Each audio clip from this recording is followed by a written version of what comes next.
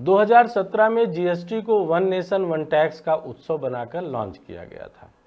सरकार ने वायदा किया था कि टैक्स आसान होगा, दरें घटेंगी और जनता को राहत मिलेगी। शुरुआत में कई वस्तुओं पर छूट भी दी गई, जिससे लोगों को उम्मीद जगी, लेकिन धीरे धीरे यह छूट सिमटती गई और वसूली का दायरा बढ़ता गया। आज हालत यह है कि हर महीने रिकॉर्ड तोड़ राजस्व वसूला जा रहा है, जबकि जनता की जेब लगातार खाली हो रही है।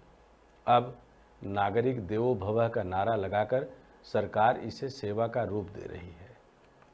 पर असली सवाल यही है कि ये उत्सव जनता के लिए है, सत्ता सुख के लिए है, या सिर्फ सरकार के खजाने से माहौल बनाने के लिए।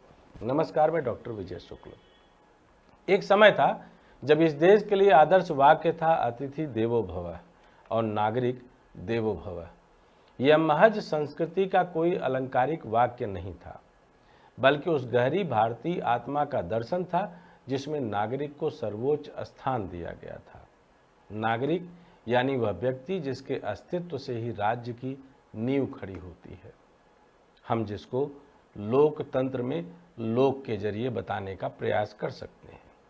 लेकिन अतिथि देवो भव से लेकर नागरिक देवो भव तक की यात्रा में अमृत काल आने तक का इंतजार हमें करना पड़ा और 2025 में पहली बार नागरिक देवो भव एक उद्घोष के रूप में लगा, जब हमारे मुखिया, हमारे प्रधानमंत्री पीएम मोदी जी ने यह बोला कि नागरिक देवो भव। हमने भी देवता होने का एहसास कर लिया और निकल पड़े जीएसटी उत्सव यात्रा पर। लेकिन आज लगता है कि वह आदर्श कहीं खो गया है। प्रधानमंत्री नरेंद्र मोदी के डिजिटल इंडिया और न्यू इंडिया के सपनों में नागरिक अब देवता नहीं रहा, वह सब्सक्राइबर बन गया है। बुरा जरूर लगेगा, लेकिन शायद आप भी थोड़ी देर बाद सहमत हो जाएंगे कि क्यों। उसकी पहचान अब Aadhaar card number, UPI transactions, OTP और जीएसटी-IN के कोड में सिमट गई है। आज हालात यह है कि एक आम आदमी दूध खरीदता है तो बिल में जीएसटी, टूथपेस्ट लाता है तो जीएसटी, बच्चों को स्कूल की फीस जमा करता है तो जीएसटी, मोबाइल का रिचार्ज कराता है तो जीएसटी, यहाँ तक कि अगर वह किसी न्यूज ऐप या OTT प्लेटफॉर्म का सब्सक्रिप्शन लेता है तो भी जीएसटी। यह केवल टैक्स नहीं बल्कि एक निगरानी शुल्क है, जो हर पल यह साबित करता है कि सरकार आप पर नज़र रख रही है और आपको केवल एक ग्राहक की तरह ट्रीट कर रही है। सवाल यह है कि क्या यह जीएसटी उगाही का तंत्र ही नहीं बल्कि एक विशाल और सुनियोजित आर्थिक जाल है, जो धीरे धीरे पूरे देश को अपने शिकंजे में ले रहा है। मोदी जी कहते हैं कि जीएसटी से वन नेशन वन टैक्स का सपना पूरा हुआ, लेकिन सच यह है कि इस टैक्स ने हर नागरिक को एक रेवेन्यू जनरेटिंग सब्सक्रिप्शन मॉडल में बदल दिया है। जैसे नेटफ्लिक्स या अमेजन प्राइम आपको महीने का सब्सक्रिप्शन बेचते हैं, वैसे ही सरकार ने हर सेवा और हर वस्तु पर सब्सक्रिप्शन शुल्क लगा दिया है। फर्क सिर्फ इतना है कि यहाँ सब्सक्राइबर यानी हम नागरिकों की कोई मर्जी नहीं चलती। हमें यह सब्सक्रिप्शन लेना ही पड़ेगा, वरना कानूनन अपराधी घोषित कर दिए जाएंगे। आज का भारत एक ऐसा डिजिटल हाईवे बन गया है जहां हर लेन पर टोल टैक्स के नाम पर जीएसटी की वसूली हो रही है। पुराने समय में जब सड़कें बनती थी तो सरकार कहती थी सड़क आपकी है, हमने आपके पैसे से बनाई है। लेकिन अब हालात उलट गए हैं। अब कहा जाता है सड़क हमारी है, लेकिन चलने के लिए सब्सक्रिप्शन दीजिए। यह मानसिक बदलाव सबसे खतरनाक है। पहले नागरिक का टैक्स सरकार पर एक भरोसे का प्रतीक था, लेकिन अब टैक्स सत्ता की ताकत का प्रतीक बन गया है। डिजिटल इंडिया के दौर में यह जाल और गहरा होता गया। पहले लोग चीजें खरीदते थे, किताब, अखबार, टीवी। फिर किराए पर लेने की संस्कृति आई, VHS, कैसेट, DVD, कार। लेकिन अब हम सब्सक्रिप्शन के युग में हैं। न किताब खरीदी जाती है, न अखबार, न टीवी, बस सब्सक्रिप्शन। यह सब सुनने में सुविधाजनक लगता है, लेकिन असल में यह एक आर्थिक और सामाजिक कैद है। जब तक आप सब्सक्रिप्शन देते रहेंगे तब तक आपको सेवाएं मिलेंगी। जैसे ही आप भुगतान बंद कर देंगे, आपकी दुनिया ठप हो जाएगी।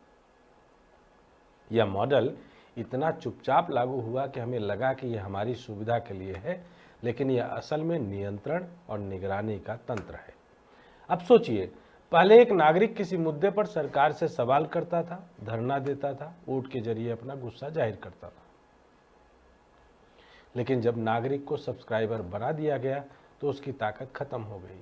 सब्सक्राइबर सवाल नहीं करता, वह बस पेमेंट करता है। उसकी भूमिका सेवा लेने तक सीमित है। अगर उसे कोई दिक्कत है तो वह कस्टमर केयर कॉल करता है, जहां ऑटोमेटेड आवाज़ कहती है, आपका कॉल हमारे लिए महत्वपूर्ण है, कृपया प्रतीक्षा करें। यही स्थिति आज नागरिक और सरकार के रिश्ते की हो गई है। सरकार एक विशाल कंपनी बन गई है और नागरिक उसके ग्राहक। मोदी जी का नागरिक सब्सक्राइबर भव मॉडल इतना गहरा है कि इसमें हर कदम पर डेटा वसूला जा रहा है। आपके बैंक खाते से लेकर आपकी लोकेशन तक सब कुछ सरकार के पास है। हर खरीद, हर पेमेंट, हर सब्सक्रिप्शन का डेटा सरकार को यह बताता है कि आप क्या सोचते हैं, क्या खरीदते हैं, कहाँ जाते हैं। यह सिर्फ कर वसूली नहीं बल्कि डिजिटल साम्राज्य का निर्माण है। पहले साम्राज्य तलवार और बंदूक से चलते थे, अब वे डेटा और एल्गोरिथम से चलते हैं। जीएसटी इस डिजिटल साम्राज्य का सबसे मजबूत हथियार है। जब भी विपक्ष जीएसटी की ऊंची दरों पर सवाल उठाता है, सरकार कहती है कि वह सब विकास के लिए है। लेकिन अगर सच में विकास हो रहा होता तो जीएसटी से जुटा पैसा आम जनता के जीवन को आसान बनाने में लगता। हकीकत यह है कि स्वास्थ्य सेवाएं महंगी हैं, शिक्षा महंगी है और महंगाई लगातार बढ़ रही है। फिर यह पैसा कहाँ जा रहा है? क्या यह सिर्फ सत्ता की तिजोरी भरने का माध्यम बन गया है? मोदी जी का दावा है कि जीएसटी ने भ्रष्टाचार खत्म कर दिया, लेकिन जमीनी हकीकत यह है कि छोटे व्यापारी, ठेले वाले, दुकानदार सब परेशान हैं। हर कोई जीएसटी रिटर्न भरने के चक्कर में सरकारी वेबसाइट और बिचौलियों के बीच फंसा हुआ है। यह टैक्स सिस्टम इतना जटिल है कि आम आदमी इसे समझ ही नहीं पाता। पहले टैक्स की किताबों में भ्रष्टाचार था, अब टैक्स के डिजिटल पोर्टल में भ्रष्टाचार है। फर्क सिर्फ इतना है कि पहले घूस नकद दी जाती थी, अब घूस डिजिटल कोड में दी जाती है।